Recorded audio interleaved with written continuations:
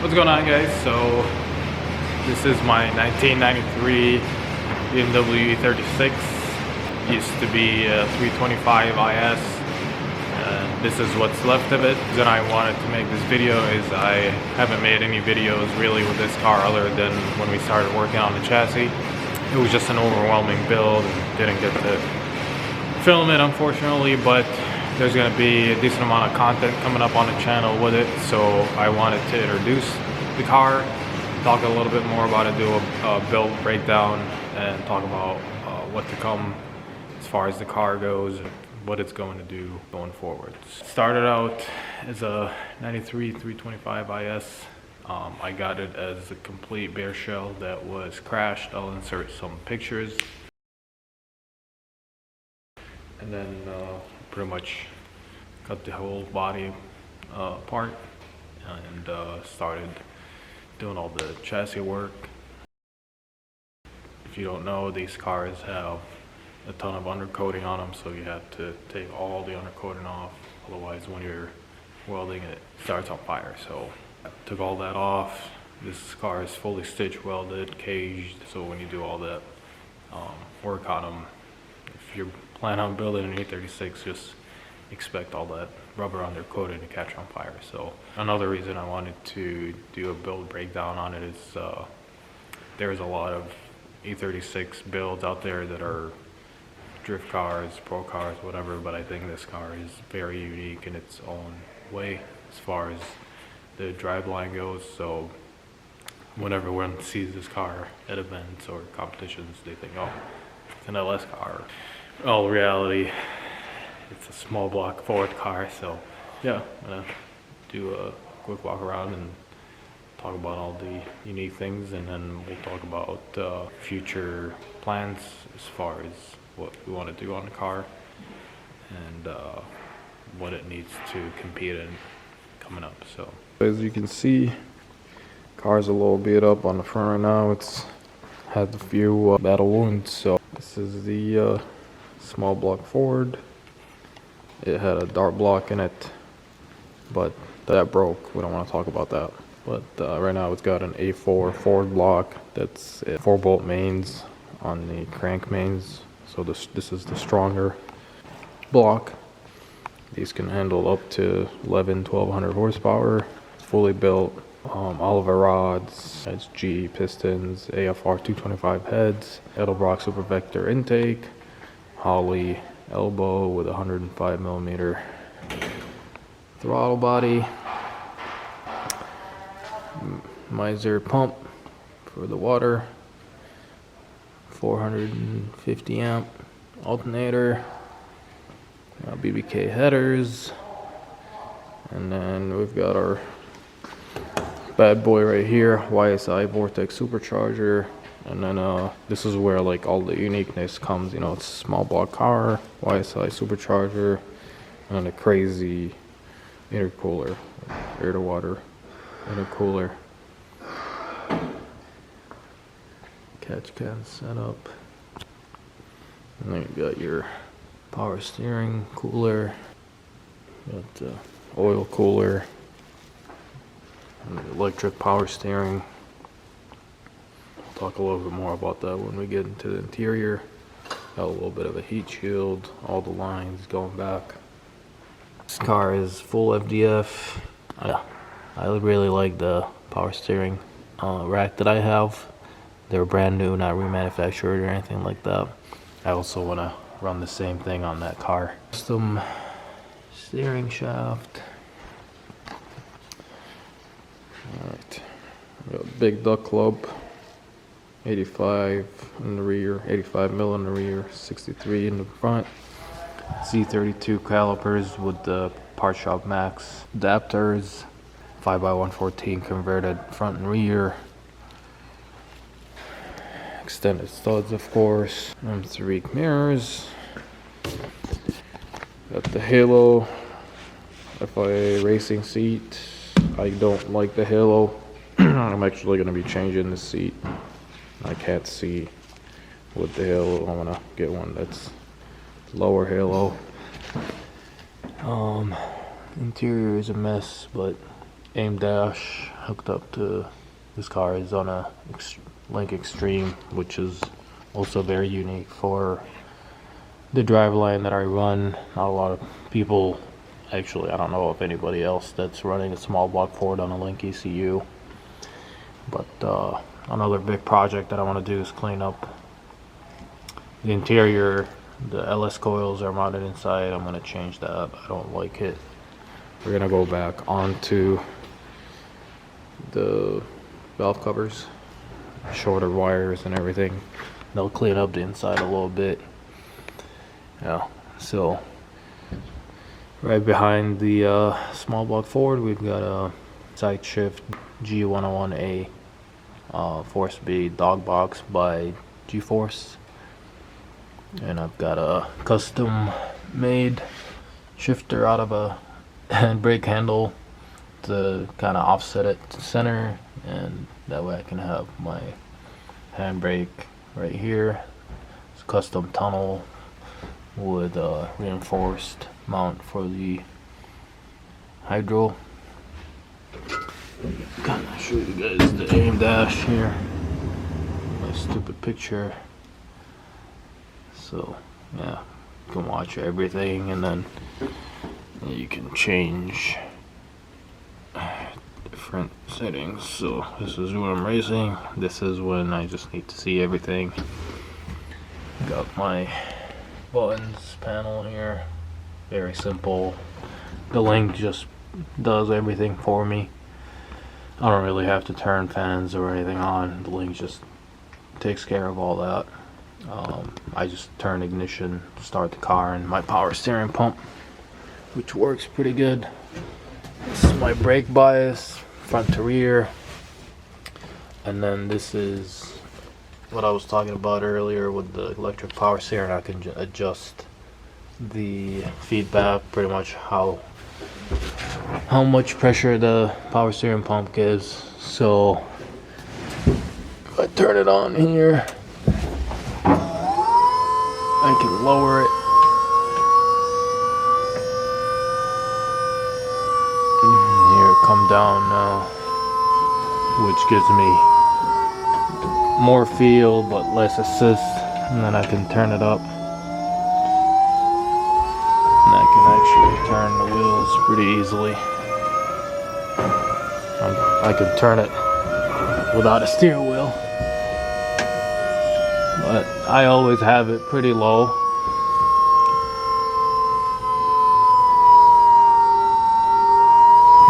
Because I like more feedback.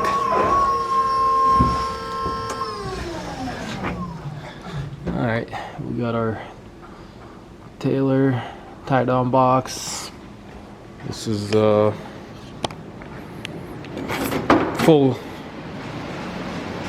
cage kits, cage, FD spec, the intrusion bar. I'm gonna change that. We'll keep the fire extinguisher, but this thing's gonna get a full suppression system, fire suppression system. All right, we've got a nice bead rolled firewall here with Lexan up top, and that is because I run rear radiator setup, and also because my fuel cell, my radium fuel cell, is back here. Got my gauge, my filler. It's a better look at the firewall.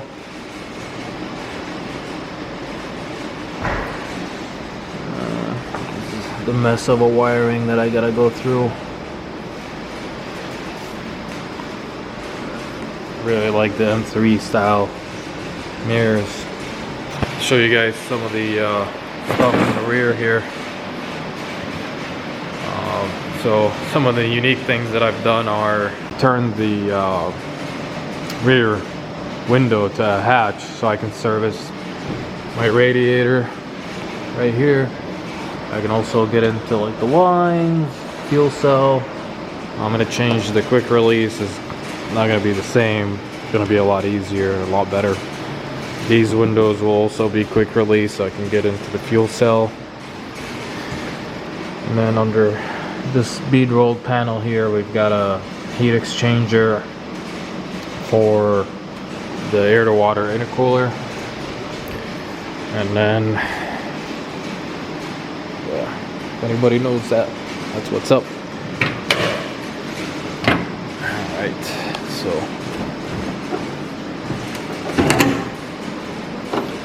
pop our trunk. Still using the stock hinges. All the rust building up. So we've got our 5-gallon Mishimoto tank for the air to water intercooler setup. Here's the heat exchanger and radiator back here. Car never really goes above 190 after hot lapping, so works really well.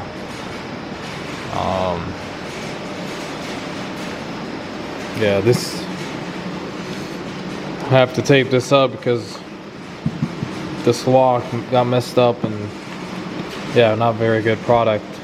Gotta fix this. It pops up and it leaks, so, but yeah. Got another Mazier pump for the air to water intercooler.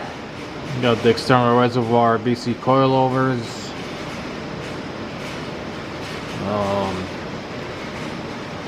Then you've got rear crash structure. I gotta redo some of it. I hate the way it is. I like most of it, but I gotta do some modifications to the rear crash bar. I didn't build it. I had to have somebody build it. So, yeah. Got the quick change diff with the, I'm using the FDF weld-on kit to mount a quick change into E36 rear end. And yeah, dual Z32 calipers, M3 trailing arms, all FDF, straight piped with a next pipe. Recently added the X pipe, so I'll insert a few clips of the X pipe. I don't have any good, driving clips of it because it was done right at the end of the season. So I'll insert a clip of a buddy of mine driving the car. So it's not the best. It was cold out and the car is not set up very well, but you'll be able to hear it. Sounds so much better with the X pipe.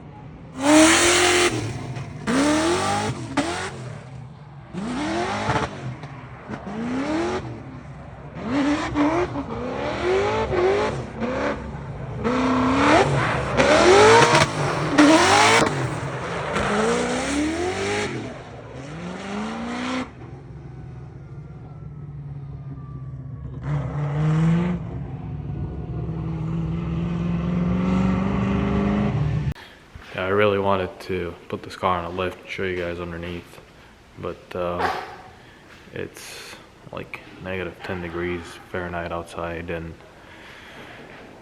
I can't get any of these cars outside. It's crazy. So trying to move everything is a pain. So all right, so now that we've talked a little bit about the car, I want to talk about some of the reasons behind why it never got done and things like that. So yeah, the biggest reason, so this car was supposed to get stripped down this off season to bare shell again, get fully painted. I already had the paint and all that, so it just did not make sense because number one, I want to change the engine setup, possibly a transmission, but mainly the engine setup. I want to build a engine that makes similar horsepower to this, but NA. So this makes between 800 and 900 horsepower,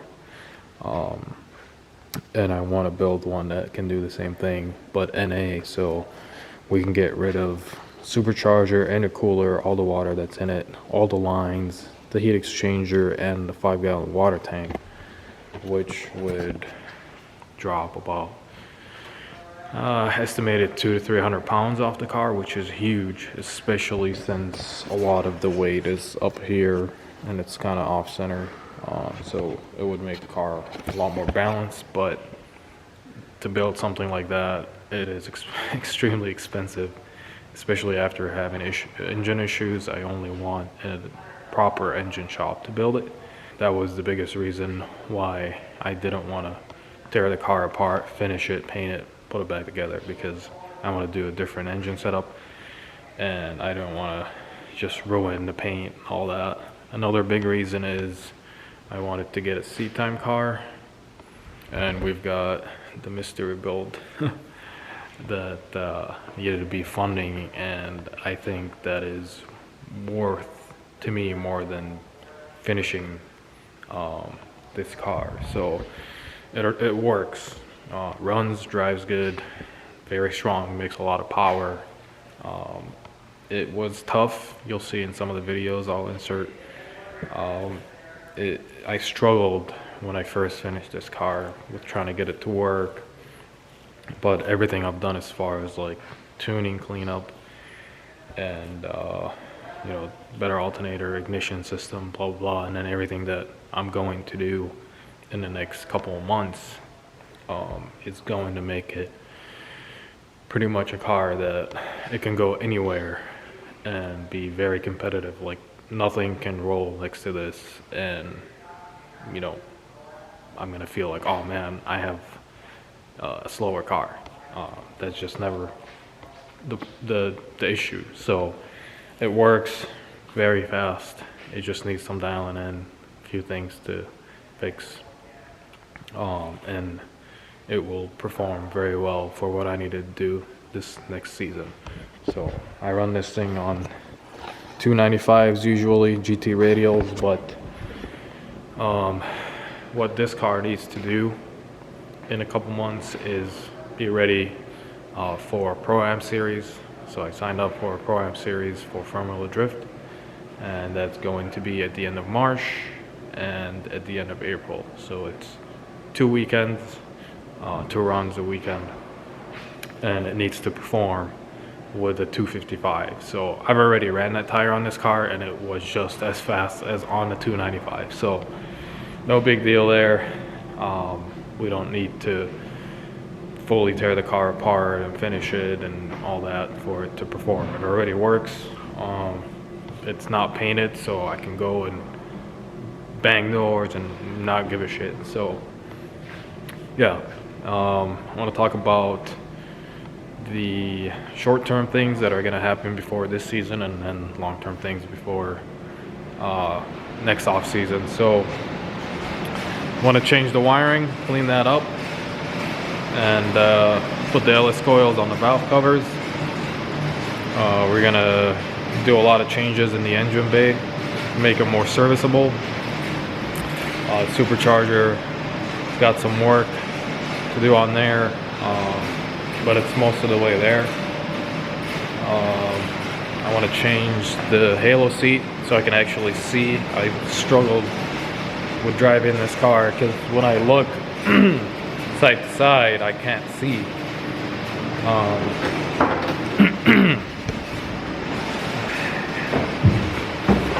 Yeah, as you can see, when I look to the left, and I'm usually, you know, tucked in here, when I look this way, I can't see. I look this way. So I'm always like driving like this, and we were going really fast. It's a struggle. So yeah, I'm gonna clean all this up. You can tell I'm in the process of building makeshift dash, so I can put all the wiring, clean that up. Got my handy dandy hanger.